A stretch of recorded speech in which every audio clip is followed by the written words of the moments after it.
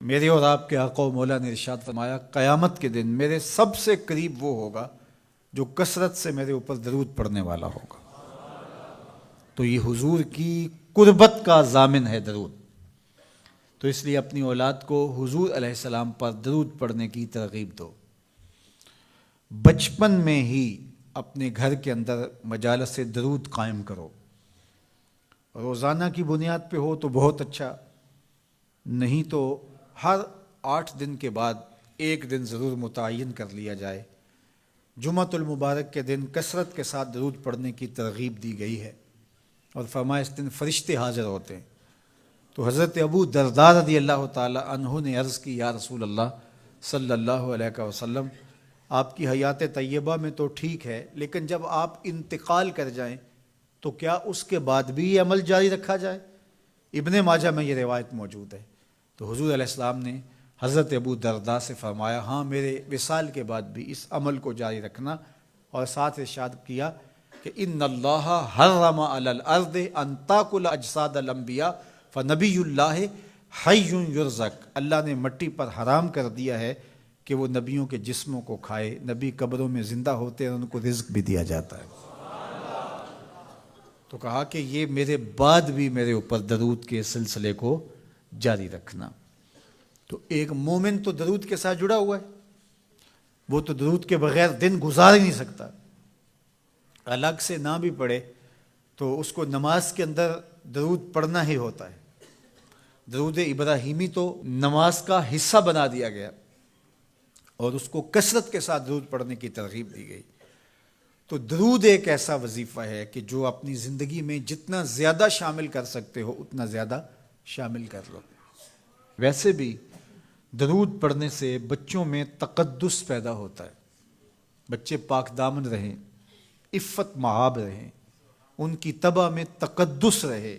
آپ چاہتے ہیں، ہر ماں باپ چاہتا ہے، اور پھر دور موجود کے اندر جو فتنے ہیں تو بہت ضروری ہے کہ ہماری اولادیں تقدس مآب رہیں، تو ان کو درود کی ترغیب دو، تو اس کا عملی نتیجہ یہی ہوگا کہ ان میں تقدس کا جوہر پیدا ہوگا اور ان کی عصمت کی حفاظت رہے گی۔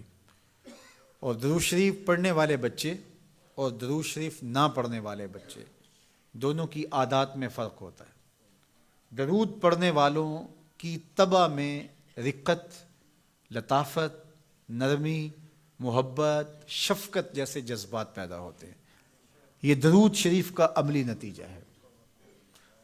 بعض لوگوں کو شکایت ہوتی ہے کہ ہمارے بچے بڑے اکھڑ ہیں، بڑے تند مزاج ہیں، بڑے سخت گیر ہیں، تو اس کا علاج کیا ہے؟ تو اس کا علاج یہی ہے کہ ان کو درود کی تسبیح دو۔ درود اکڑ توڑ دیتا ہے، طبیعت کی تندی نکال دیتا ہے، طبائع کی تلخیاں ختم کر دیتا ہے، محمد عربی کے نام کی مٹھاس پیدا کر دیتا ہے۔ حضور کا نام شہد سے میٹھا ہے، دل آویز ہے، کھنڈ میں اتنی مٹھاس نہیں ہے، شکر اور گڑ میں اتنی مٹھاس نہیں ہے، شہد میں اتنی مٹھاس نہیں ہے، قند اور نبات میں اتنی مٹھاس نہیں ہے جتنی نام محمد میں رکھی گئی۔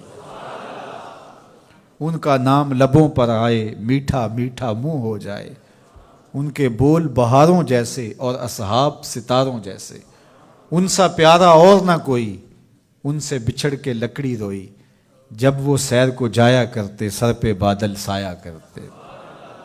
میرے شہر کے ایک پنجابی شاعر ہیں، انہوں نے تو قلم ہی توڑ دیا نا، تینوں سینے دی میں ٹھنڈ آکھاں، اگر آپ کا ذوق ہو تو،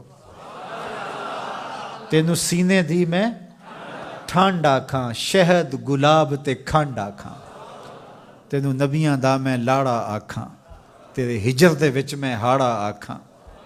تو ان کا نام ہی میٹھا ہے، دل آویز ہے۔ تو درود غصہ ختم کرتا ہے، طبیعت کی تلخی اور تندی مٹا دیتا ہے، اکھڑ پن ختم کرتا ہے۔ تو آپ اگر چاہیں کہ اولاد اکھڑ ہے تو ان کو کسی طرح درود پہ لے آئیں، درود کی تسبیح ان کے ہاتھ میں دے دیں، تو ان کی طبع میں نفاست بھی آئے گی، ان کی طبع میں لطافت بھی آئے گی، ان کی طبع میں رقت بھی آئے گی، ان کی طبع میں محبت بھی آئے گی، ان کی طبع کے اندر جو ہے وہ لیاقت بھی پیدا ہوگی۔ درود پڑھنے والا بچہ ذہنی استعداد میں درود نہ پڑھنے والے بچے سے بہتر ہوتا ہے۔ یہ بھی آپ تجربہ کر کے دیکھ لیں، دو بچے برابر ذہنی استعداد رکھتے ہوں اور ان میں سے ایک بچہ درود پڑھتا ہو اور ایک درود نہ پڑھتا ہو، تو درود پڑھنے والا بچہ آگے ہوگا۔ یہ درود کی برکتیں ہیں، یہ درود کی رحمتیں ہیں۔ تو درود کثرت سے پڑھنا اپنی اولاد کو سکھائیں گے۔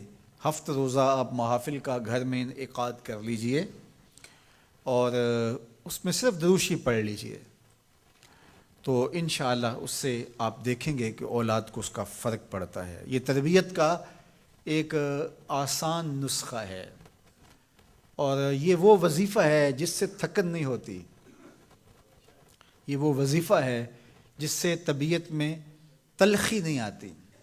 کہتے ہیں وظیفہ میں نے پڑھا ہے تو وظیفہ پڑھتے پڑھتے میری طبیعت میں یہ ہو گیا ہے، وہ بعض کہتے ہیں وظیفہ الٹ پڑ گیا ہے۔ بڑے وظیفے الٹ پڑھ سکتے ہیں لیکن درود الٹ نہیں پڑتا، درود ہے ہی سیدھا، یہ الٹوں کو بھی سیدھا کر دیتا ہے۔ تو درود پڑھیں اور یہ منہ بھی میٹھا رکھے گا، یہ دل بھی ٹھنڈا رکھے گا، یہ دنیا بھی ٹھنڈی رکھے گا اور آخرت بھی ٹھنڈی کر دے گا۔